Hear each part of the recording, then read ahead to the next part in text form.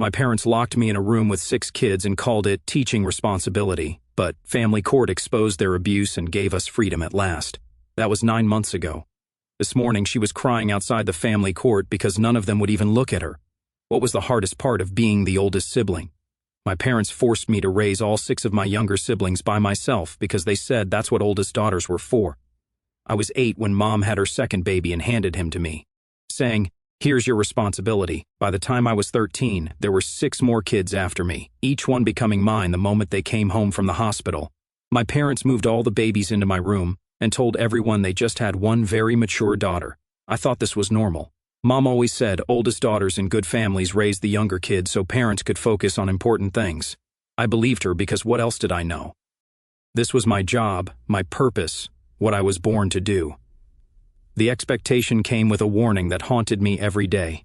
"If you ever complain or tell anyone you need help," Mom said, holding baby Oliver, "social services will take all these kids away. They'll split you up, put you in different homes. You'll never see each other again." Is that what you want? I was 9 years old, and the thought of losing them made me sob. She smiled and handed Oliver to me. "That's what I thought. You're their only chance at staying together." I handled everything while my parents lived like a carefree couple. Midnight feedings, potty training, homework help, doctor visits. They'd walk past crying babies like they were invisible. At restaurants, they'd get a table for 2 while I managed 6 kids at a separate table. When strangers asked if I was the babysitter, I'd smile and nod because the truth might mean losing everything. My parents had given me 6 hostages, disguised as siblings, but each one had carved out a piece of my heart. Leo, the baby, only slept if I rubbed his back in exactly the right way. The twins, Luna and Ruby, had their own language but always translated for me. Oliver, at 10, still crawled into my bed during thunderstorms. Ethan drew me pictures every day that said, "I love you, Mama," in crayon. Little Ivy called me her best friend. I was drowning and desperate but could never ask for help because I was so afraid they'd be taken from me. I was the only parent they knew, and they were all safe and okay. I couldn't risk ruining that. The school counselor noticed my exhaustion and offered to connect me with resources. I almost broke down and told her everything, but then I imagined Luna crying in some foster home, wondering why I let them take her away.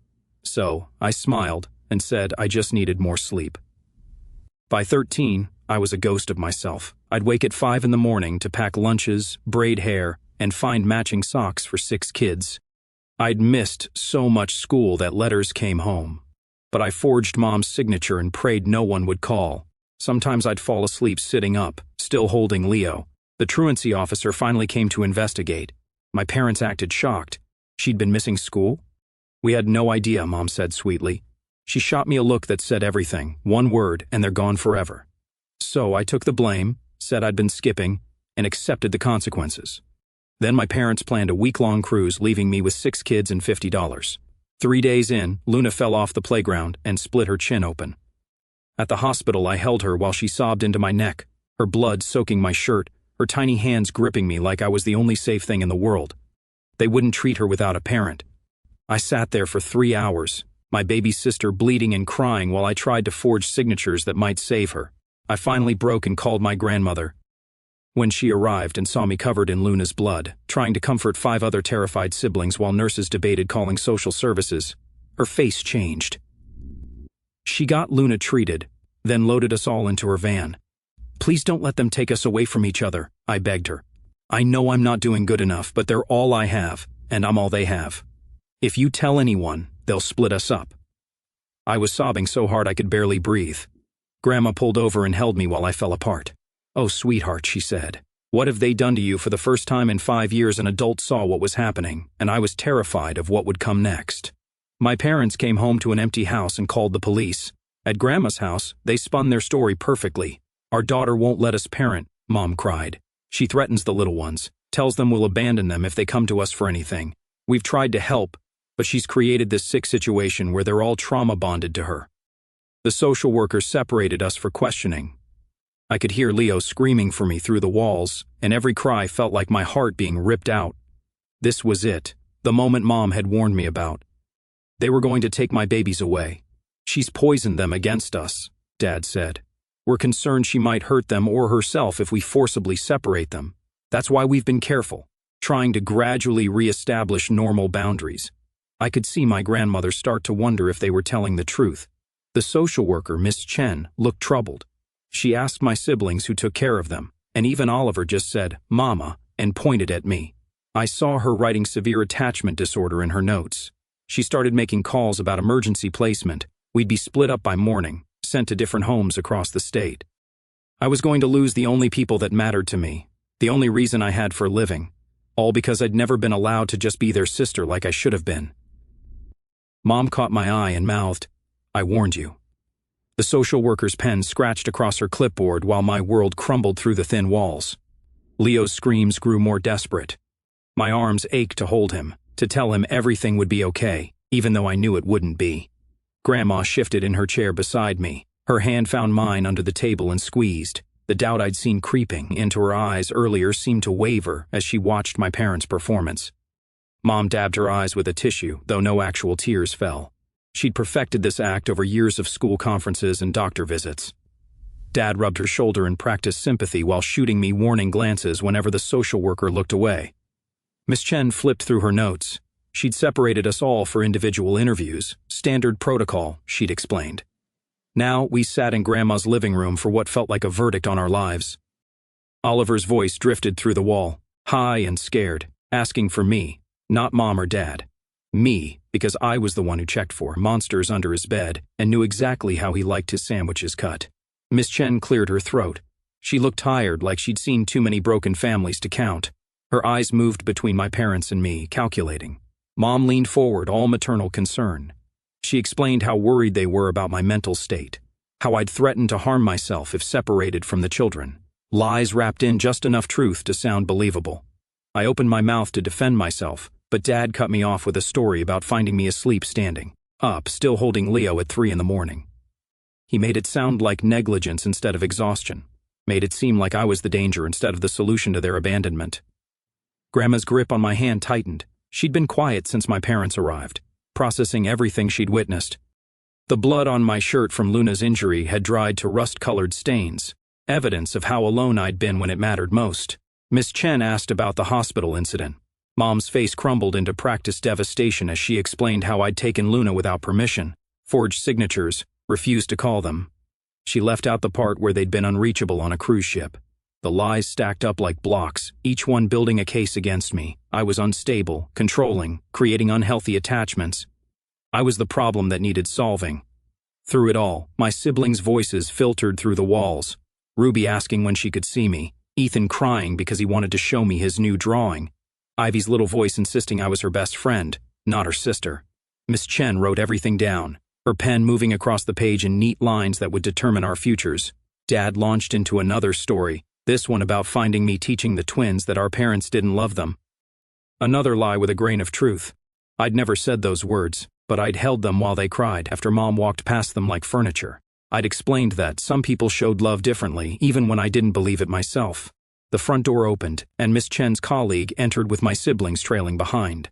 Leo lunged for me the second he saw me, his little body shaking with relief. I caught him and held tight, knowing this might be the last time. One by one, they gravitated to me. Ivy climbed into my lap beside Leo. The twins pressed against my sides. Oliver stood behind me with his hands on my shoulders. Even Ethan, trying to be brave at 7, leaned against my knee. Mom made a soft sound of distress. Dad shook his head sadly, as if this proved their point about unhealthy attachment. But Grandma was watching something else entirely. She saw how I automatically checked Luna's bandage, how I shifted to accommodate all of them without thinking, how my body curved protectively around them like I'd done it 1,000 times before, because I had. Miss Chen observed our cluster with professional interest. She made more notes while Mom explained how the children refused to accept appropriate boundaries, how they'd been conditioned to rely solely on me. Something didn't add up about these parents' story. They were crying about their daughter not letting them parent while the social worker literally watched all 6 kids cling to their sister like she was their whole world. Leo buried his face in my neck, his breath warm and shaky against my skin. I rubbed his back in the specific pattern that helped him calm down, muscle memory taking over. Grandma suddenly spoke up, her voice cutting through Mom's monologue with quiet authority. She asked Miss Chen if she could share some observations from the past few days. Mom's face tightened. This wasn't part of their plan. They'd expected Grandma to be confused, overwhelmed, easy to manipulate. They hadn't counted on her really seeing us. Grandma described finding me at the hospital covered in Luna's blood but keeping 5 other children calm. She talked about watching me manage breakfast that morning, how each child got exactly what they needed without me asking. She mentioned the homework folders I'd organized, the permission slips I'd signed, the lunches I'd packed with notes in each one. Dad tried to interrupt, but Grandma kept going. She described the bedtime routine she'd witnessed, how I'd read 3 different stories to accommodate different age groups, checked on everyone twice, responded to every call for water or monsters or just reassurance. Mom's mask slipped for just a second. Raw annoyance flashed across her face before she caught herself, but Grandma saw it, and more importantly, Miss Chen saw it. The social worker asked to speak with Grandma privately. They stepped into the kitchen, leaving us with my parents and the colleague. The silence stretched tight enough to snap. Mom stared at me with eyes that promised consequences. Dad's jaw worked like he was chewing words he couldn't say in front of witnesses.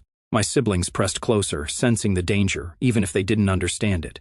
Minutes passed like hours. Leo fell asleep against my chest, exhausted from crying. The twins whispered to each other in their special language. Oliver's hands on my shoulders trembled slightly. When Grandma and Miss Chen returned, something had shifted. The social worker looked at our huddle with different eyes. She saw past the attachment disorder to something else, something that made her pen pause over her clipboard. She announced that she needed to do a home visit to see where we'd been living, how we'd been managing. Mom's smile went rigid. Dad's hand clenched on his knee. They tried to refuse, citing privacy concerns in the late hour, but Miss Chen insisted. It was protocol, she explained. She needed to see the children's living environment to make a proper assessment. Grandma offered to drive us all. Mom and Dad had no choice but to agree or look like they had something to hide. We loaded into vehicles, my siblings still clinging to me like lifelines. The drive to our house felt like heading to an execution.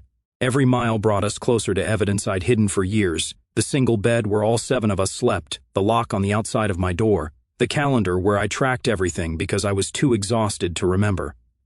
Mom chatted pleasantly with Miss Chen during the drive, spinning stories about family game nights that never happened and vacations we'd never taken. Dad added supporting details with practiced ease. But Luna chose that moment to speak up from her car seat, her small voice carrying clearly in the confined space. She asked if we were going back to the room. Just the room, not home, not our house. The room. Miss Chen's eyes flicked to the rearview mirror. She asked Luna what room she meant, and my brave, injured little sister explained in her matter-of-fact way that we all stayed in one room, always, because that's where I was, and I kept them safe. Mom laughed, high and false, explaining that the children liked having sleepovers in their big sister's room. Wasn't that sweet? Didn't all siblings do that? But Ruby, not to be outdone by her twin, added that we didn't have sleepovers. We lived there. All our clothes were there, our toys, everything, because Mama needed us close to take care of us. The car fell silent except for the sound of tires on asphalt. Mom's knuckles went white where she gripped her purse. Dad stared straight ahead, like he could will us to disappear. We pulled into our driveway. The house looked normal from the outside. 2 stories, nice yard, suburban dream. No one would guess what happened inside.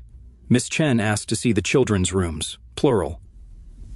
Mom led the way, heels clicking on hardwood, explaining about recent renovations that hadn't happened and organizational systems that didn't exist.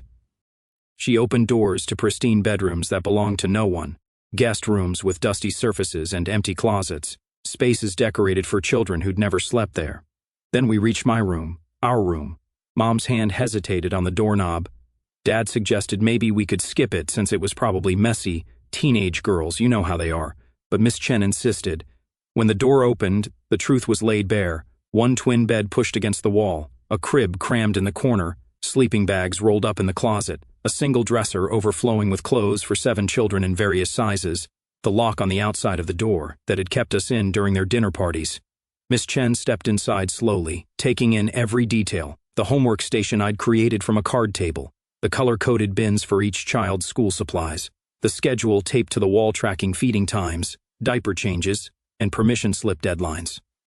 Mom started explaining rapidly, something about me insisting on this arrangement, something about teenage rebellion and control issues, but her voice had gone shrill, desperate. Miss Chen examined the lock on the door. She tested it, noting how it only worked from the outside. She asked why a teenager's door would need to lock from the outside. Dad mumbled about safety, about keeping the younger children from wandering at night. But Oliver, brave Oliver, who still called me Mama when he was scared, spoke up. He explained how the lock kept us in when they had company, how I'd taught them to be quiet when we heard it click, how I'd made it a game, pretending we were hiding from dragons so the little ones wouldn't cry and make them angry. The truth spilled out in pieces. Ethan showed his drawings, all addressed to Mama, all featuring 7 little figures and no adults. Ivy explained how I fixed her always because the other grown-ups were too busy. Luna described how I sang them to sleep every night while the house party music thumped through the walls. Miss Chen took pictures.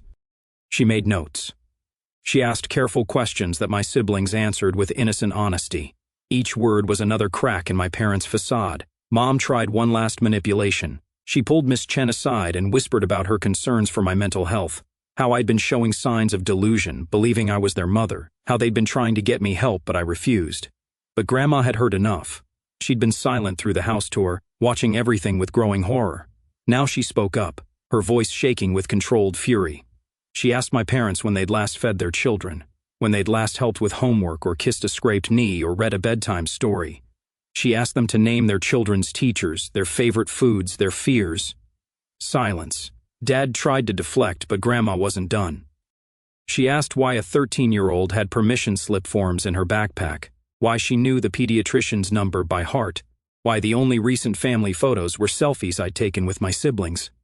Mom's mask finally shattered completely. She snapped that they'd given me everything, a roof over my head, food to eat, siblings to love. What more did I want? Love, I thought, but didn't say. Parents, a childhood, the chance to be a sister instead of a mother. But those words stayed locked in my throat, like they'd been trained to.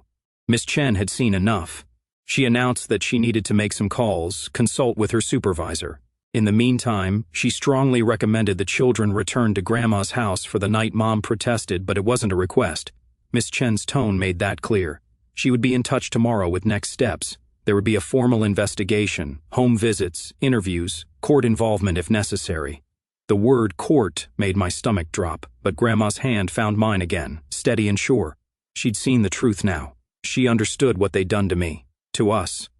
We gathered what we could carry. Favorite stuffed animals, Leo's special blanket, the twins' shared pillow. Mom and Dad watched from the doorway, their perfect parent performance finally over. As we loaded back into Grandma's van, Mom caught my arm, her nails digging in just enough to hurt. She leaned close, her breath hot against my ear, reminding me what happened to children in foster care, how they got split up, sent to different states, how some never saw each other again, how this was all my fault for not being grateful. But Grandma saw. She stepped between us, breaking Mom's grip. She told my mother that the only fault here was theirs, that what they'd done had a name and that name was abuse. We drove away in silence, my siblings dozing around me, exhausted from the emotional upheaval. I stared out the window at passing streetlights, wondering what tomorrow would bring. The streetlights blurred past as Grandma navigated through familiar neighborhoods. I held Leo tighter, his small body radiating warmth against my chest. The twins had fallen asleep, holding hands across my lap, and Oliver's head rested heavy on my shoulder. Only Ethan and Ivy remained awake, their eyes wide with confusion. Grandma's house appeared like a sanctuary in the darkness. We stumbled inside, exhausted children clinging to whatever part of me they could reach. I settled them in the guest room, maintaining our usual sleeping arrangement because anything else would have terrified them.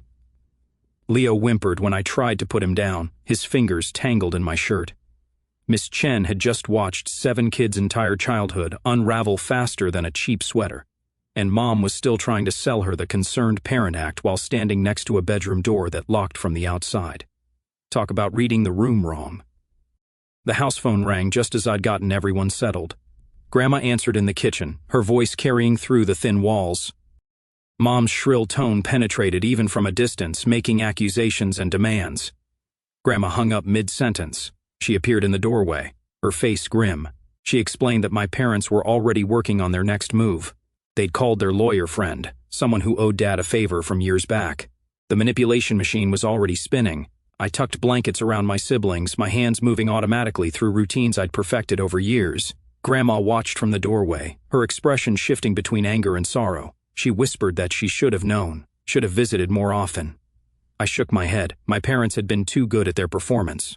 Morning arrived too quickly. Miss Chen called early, scheduling another meeting for that afternoon. She needed to interview each child separately, standard procedure for cases involving multiple minors. My stomach churned at the thought of my siblings being questioned alone. Grandma made breakfast while I dressed the little ones. She'd bought clothes that actually fit them, something my parents had never bothered with. Ivy twirled in her new dress, delighted by the bright flowers printed across the fabric. Such a simple thing that made my chest tight with emotion. The doorbell rang just as we finished eating. My parents stood on the porch, dressed impeccably. Mom wore her church outfit, the one that made her look like a devoted mother. Dad had his arm around her shoulders and practiced solidarity. They brought a woman with them, who introduced herself as their family counselor, someone they'd been seeing to address the situation with me.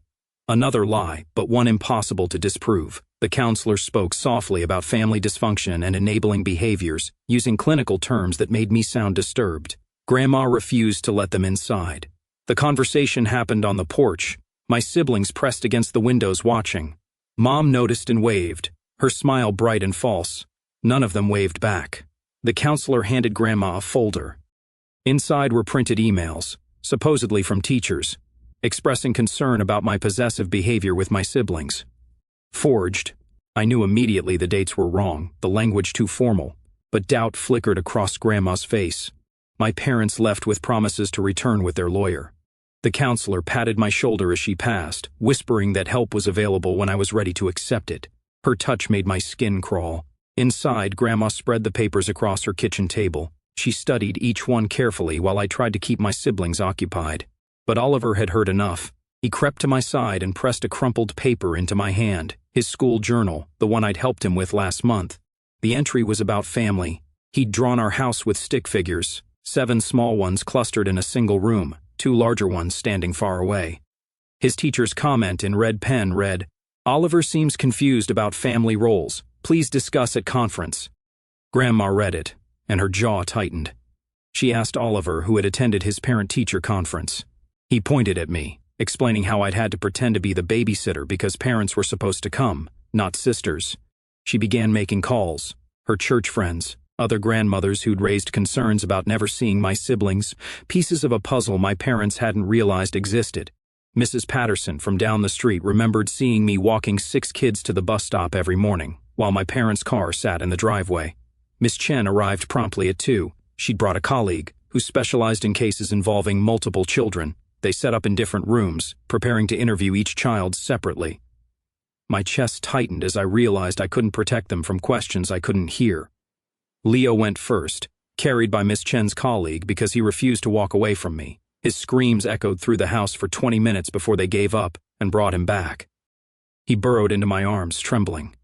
The twins went together, insisting they couldn't be separated. Through the closed door, I heard Ruby's clear voice explaining our daily routine. How I braided their hair each morning because Mom said it wasn't her job. How I knew which twin liked peanut butter and which preferred jelly. Oliver surprised me. He walked into the room with his shoulders squared, my brave boy trying to protect us all. He emerged 30 minutes later, with red eyes but determination on his face. He whispered that he'd told them everything about the lock on the door. Ethan brought his drawings, carrying a whole stack into the interview room. When he came out, Miss Chen's colleague followed, holding one particular picture. It showed a figure labeled Mama surrounded by smaller figures, while 2 adult shapes stood outside a thick black border. Ivy went last, clutching the doll Grandma had given her that morning.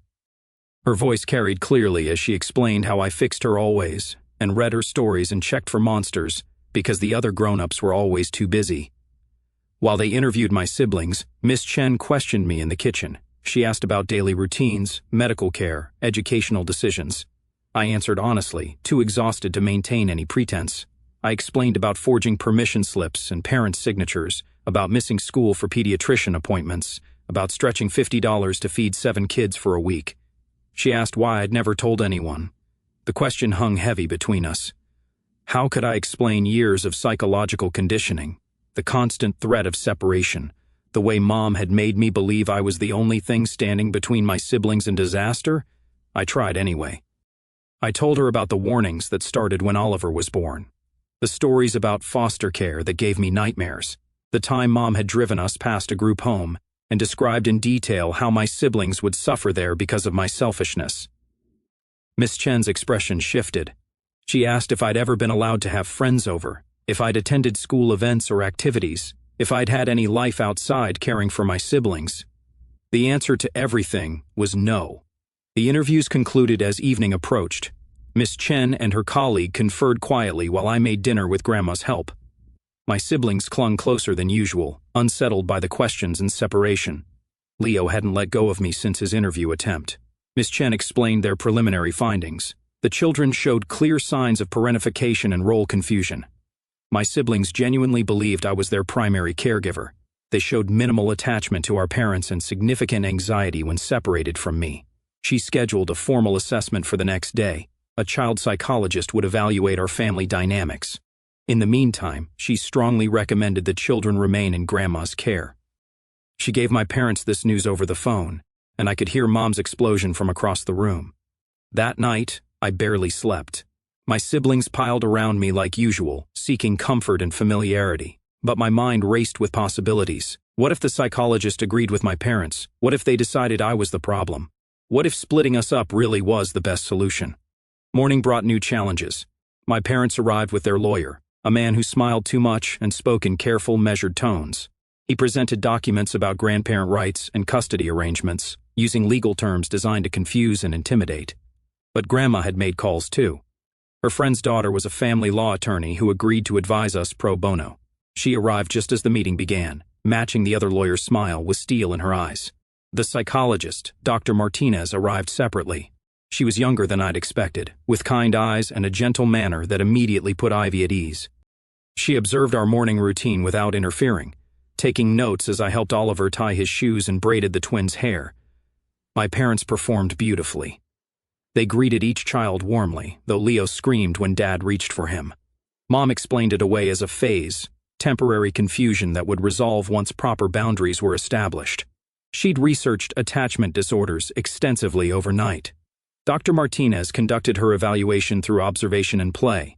She watched how my siblings naturally oriented toward me, how they sought my approval before answering questions, how they looked to me for comfort when confused or scared. She observed my parents too, how Mom's smile never reached her eyes when she looked at the younger children, how Dad checked his phone constantly, more interested in work emails than his children's activities, how neither of them knew which twin was which without checking the small birthmark on Luna's wrist. The lawyer tried to control the narrative. He presented my parents as victims of a disturbed teenager who'd inserted herself inappropriately into a parental role. He had printouts from online forums about sibling abuse, highlighting passages about older children who manipulated younger ones. But then Oliver did something unexpected. He walked to the table where the adults sat and placed his journal in front of Dr. Martinez.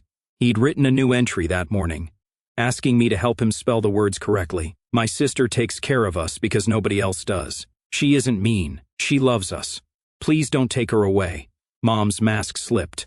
She snapped at Oliver for lying, for being manipulated, for not understanding the situation.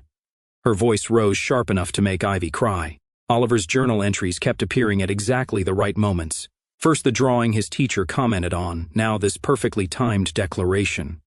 These kids seemed remarkably organized for being so young, passing notes and keeping evidence like tiny detectives building a case against their own parents.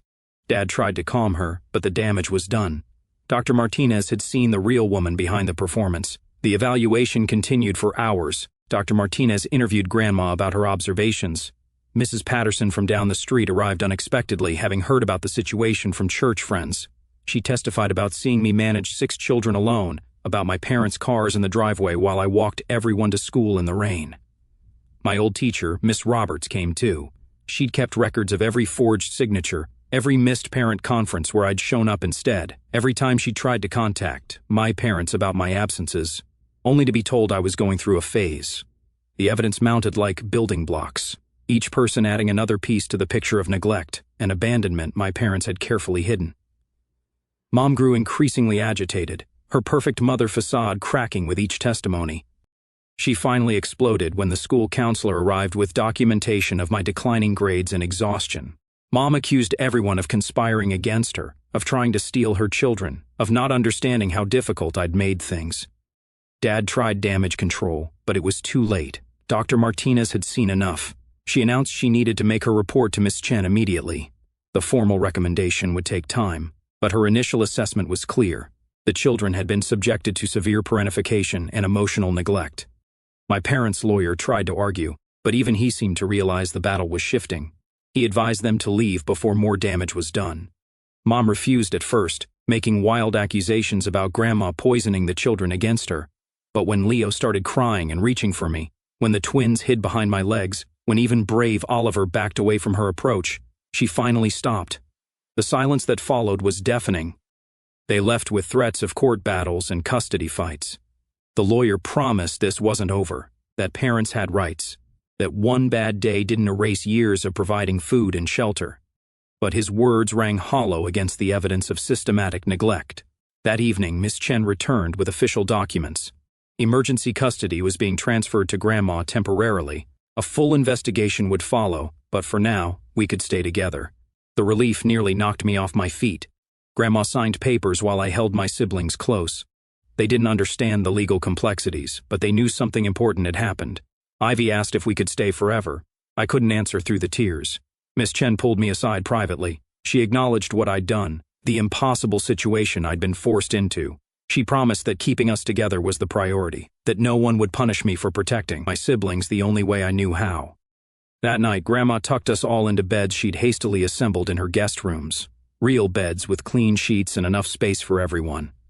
Leo still insisted on sleeping next to me, but for the first time, it felt like a choice rather than necessity. I lay awake listening to their peaceful breathing. Tomorrow would bring new challenges. My parents wouldn't give up easily.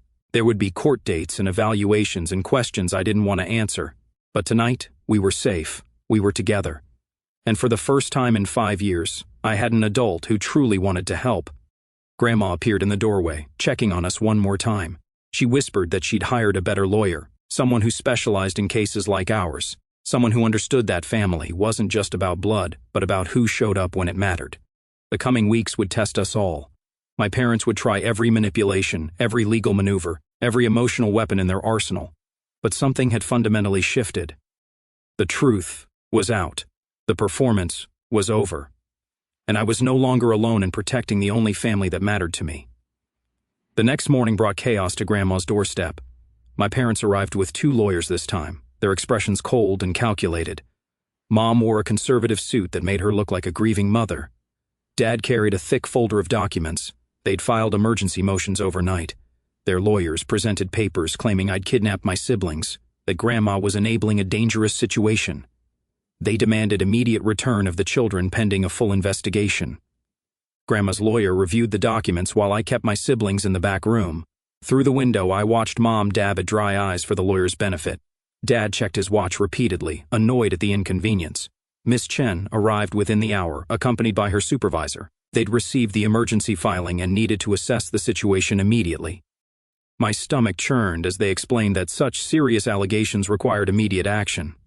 The supervisor, a stern woman named Mrs. Thornton, insisted on interviewing me alone. Grandma's lawyer advised me to answer honestly but carefully. I sat across from her at the kitchen table, my hands trembling in my lap. She asked pointed questions about the night I'd called Grandma. Had I taken the children without permission? Technically yes, though my parents had left us alone. Had I refused to return them? Yes, because they'd abandoned us for a cruise. Each truthful answer sounded damning without context. Meanwhile, my parents' lawyers interviewed Grandma in the living room. I could hear Mom's voice rising occasionally, playing the victim perfectly. She'd learned new phrases overnight about parental alienation and emotional manipulation. Oliver crept into the kitchen despite instructions to stay back. He pressed against my side, and Mrs. Thornton watched our interaction carefully. When she asked him who took care of him, he pointed at me without hesitation. She wrote something in her notes that made my chest tighten. The twins escaped next, drawn by Oliver's absence. They climbed into my lap like they'd done 1,000 times before. Ruby explained to Mrs. Thornton that I braided their hair every morning because I was the only one who knew how. Luna added that I cut the crusts off their sandwiches just right. Mrs. Thornton observed how naturally they oriented to me, how I responded to their needs without thinking. She asked if they ever went to their parents for comfort. The twins looked confused by the question. Ruby finally said they tried once, but Mom said she was busy by afternoon. All my siblings had found their way to the kitchen. Even Leo, who should have been napping, toddled in, dragging his blanket. He climbed into my arms and fell asleep against my chest, his thumb in his mouth. Mrs. Thornton watched me juggle 6 children effortlessly, helping Ethan with a splinter while holding Leo, mediating a dispute between the twins over a crayon, reminding Oliver about his inhaler, fixing Ivy's twisted sock, all while answering questions.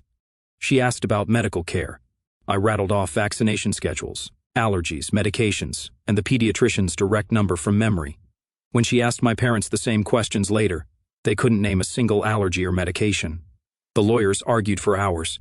My parents' team insisted on immediate return, claiming every moment away constituted further psychological damage. Grandma's lawyer countered, with documentation of neglect and abandonment. Dr. Martinez arrived for an emergency session. She'd been asked to provide an immediate assessment given the serious allegations. My parents performed their routine again, but cracks showed. Mom snapped at Ivy for interrupting. Dad ignored Leo's outstretched arms, too focused on his phone. During a break, I overheard Mom whispering furiously to her lawyer, wanting to know why this was taking so long, why they couldn't just take their property and leave. The lawyer reminded her to call them children, not property. Her mask had slipped enough that even he noticed. Mrs. Thornton pulled me aside privately. She acknowledged the unusual situation but said the allegations were serious. If my parents could prove kidnapping, I could face charges. The room spun at the thought of jail, of leaving my siblings completely unprotected. But then she added something else. She'd seen enough cases to recognize the truth. She advised me to stay calm, keep caring for my siblings normally, and trust the process. Her eyes held understanding that made me want to cry. The evening approached with no resolution. The lawyers agreed to reconvene tomorrow with a family court judge present. My parents left with threats about criminal charges and lawsuits. Mom's parting look promised retribution. That night, I barely slept again. Every sound made me think police were coming to arrest me. Leo woke repeatedly. Sensing my distress, I held him close, memorizing his weight in my arms in case it was the last time. Morning brought a circus to Grandma's lawn. My parents had called extended family, painting themselves as victims of a teenage rebellion. Aunts and uncles I'd never met stood outside, demanding to see the children they'd never bothered to visit. Grandma refused to let them in. They shouted accusations about brainwashing and elder abuse. Someone called the police, claiming a hostage situation. 2 officers arrived, looking weary at the family drama. They interviewed everyone, separately. By now, my siblings' story never wavered. I took care of them. I'd always taken care of them. The officers noted the lock on my bedroom door and the photos Miss Chen had taken, the single bed for 7 children, the evidence of systematic neglect. The family court judge arrived at noon. Leo, picking the worst possible times to need comfort, showed perfect toddler timing. Nothing says, "Let's make this custody evaluation interesting," like a sleepy baby choosing the exact moment legal threats fly to demand cuddles from his sister Mom. Judge Reeves was an older woman with sharp eyes that missed nothing. She commandeered Grandma's dining room as a makeshift courtroom, though she emphasized this was just a preliminary hearing. My parents presented their case first. Their lawyers painted a picture of concerned parents trying to retrieve children from a disturbed teenager's control. They had character witnesses, friends who'd never questioned why they never saw the children, who believed whatever story they'd been told. But then the evidence mounted against them. Miss Chen presented her findings. Dr. Martinez explained parentification and role reversal. Mrs. Thornton, despite her initial skepticism, testified about observing me manage 6 children with more skill than most adults. The judge asked to speak with each child. My parents' lawyer objected, but she overruled him. One by one, my siblings told their truth. Oliver explained about the lock. The twins described sleeping on the floor. Ethan showed his drawings. Ivy talked about being hungry when I wasn't there to make food. Leo was last. At 2, he could barely testify, but his actions spoke volumes. When the judge asked him to go to his mommy, he toddled straight to me. When she clarified she meant his other mommy, he looked confused and pressed closer to me. My parents' lawyer tried damage control. He argued about biological rights, about temporary confusion, about the need for professional intervention to restore proper bonds. But the judge had seen enough. She issued a preliminary ruling. The children would remain with Grandma under emergency custody. My parents would have supervised visitation only, pending full psychological evaluations. Any criminal charges were dismissed as unfounded given the evidence of abandonment. Mom exploded. She screamed about her rights, about the injustice, about how we'd all regret this. Dad tried to calm her, but she turned on him too, blaming him for not controlling the situation better. Their perfect unity cracked in front of everyone. The extended family melted away, embarrassed by the scene. The friends who'd come as character witnesses left quietly. In the end, my parents stood alone on Grandma's lawn, their performance finally over with no audience left to appreciate it. But they weren't done. Over the following weeks, they tried every angle. They reported Grandma for elder abuse. They called CPS with anonymous tips about substance use. They filed complaints with the school board about truancy. Each investigation found the same thing: 7 children thriving in Grandma's care, perfect attendance now that I didn't have to miss school, grades improving, Leo speaking more words every day, the twins growing confident enough to play separately sometimes. The supervised visits were disasters. Mom spent the entire time trying to interrogate the children about what they'd told the judge. Dad sat in the corner on his phone, occasionally looking up to complain about missing work. The supervisor ended several visits early due to inappropriate behavior. They tried manipulation through gifts. Expensive toys appeared at visits, bribes for affection. But Oliver pushed away the remote control car, saying he'd rather have someone read to him. The twins ignored the fancy dolls, asking instead why Mom never braided their hair. Their lawyer advised them to show genuine change. They enrolled in parenting classes but attended sporadically. They started therapy but fired 3 therapists who suggested they might be at fault. They couldn't fake accountability because they genuinely believed they'd done nothing wrong. Meanwhile, life at Grandma's house settled into new rhythms. I still woke early from habit, but now Grandma helped with breakfast. My siblings still came to me for comfort, but they began to trust Grandma too. Leo even napped in her arms sometimes. School became possible again. I joined study groups, made a friend, even attended a school dance. My siblings thrived with consistent care and actual parenting. Oliver's anxiety decreased. The twins developed individual personalities. Ethan's drawings showed happy figures now. The final custody hearing arrived 6 months later. My parents entered with new lawyers, their 4th set. They'd crafted a new narrative about temporary mental health struggles, about being overwhelmed, about wanting to repair their family, but the evidence was overwhelming. 6 months of failed supervised visits, multiple professionals testifying about the damage done, my siblings' clear preference documented extensively. Even their new lawyers seemed to know they were fighting a losing battle. I testified last. The judge asked me directly what I wanted. For the first time in 6 years, I spoke my truth in front of my parents without fear.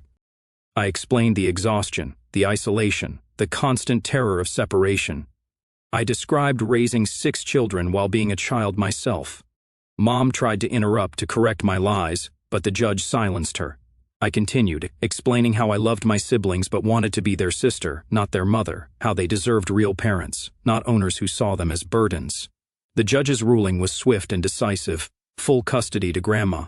My parents' rights reduced to supervised visits every other week, contingent on completing therapy and parenting classes. The parentification was noted as severe emotional abuse in official records. My parents left without a word to any of us. Their performance had no finale, no dramatic exit. They simply walked out, already discussing an appeal with their lawyers. But everyone knew it was over. They'd lost their audience permanently. That night, we celebrated quietly. Grandma made a special dinner. My siblings drew pictures and sang songs. Leo took his first independent steps across the living room, finally confident enough to let go. We cheered like he'd won an Olympic medal. Months passed. My parents' visits became less frequent. They'd cancel for work trips or social events. Eventually, they moved 2 states away for a fresh start, their visits dropping to monthly, then holidays only, then hardly at all. I started therapy to process 6 years of trauma. My siblings attended play therapy to learn healthy attachments. Grandma took parenting classes voluntarily, determined to give us everything we'd missed. We weren't perfect, but we were healing. On my 15th birthday, Grandma threw me a real party. Friends from school came. We played silly games and ate too much cake. My siblings made me cards with drawings and misspelled words that meant everything. For the first time, I felt like a teenager. The adoption finalization came through on a rainy Tuesday. Grandma officially became our legal guardian permanently. My parents hadn't contested it, too busy with their new lives to fight anymore. We stood in the judge's chambers, all 7 of us plus Grandma, becoming a legal family. That evening, I tucked my siblings into their own beds in their own rooms. They still sometimes climbed in with me during storms, but by choice now, not necessity. I kissed each forehead, said goodnight, and walked to my own room. My room with posters on the walls and homework on my desk, with a door that locked from the inside if I wanted privacy, with space for just me, because I was 15, and that's what 15-year-olds deserved. Grandma appeared in my doorway for our new nightly ritual. She asked if everyone was settled, if I needed anything, if I was okay.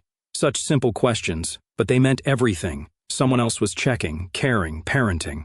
I pulled out my journal, a gift from my therapist. Inside, I wrote about normal teenage things, school drama, crush updates, weekend plans. The entries were boring and beautiful, exactly what they should be. My siblings were safe, loved, and thriving. And finally, so was I. Thanks for sticking with me while I tried to make sense of all this. It's definitely one of those.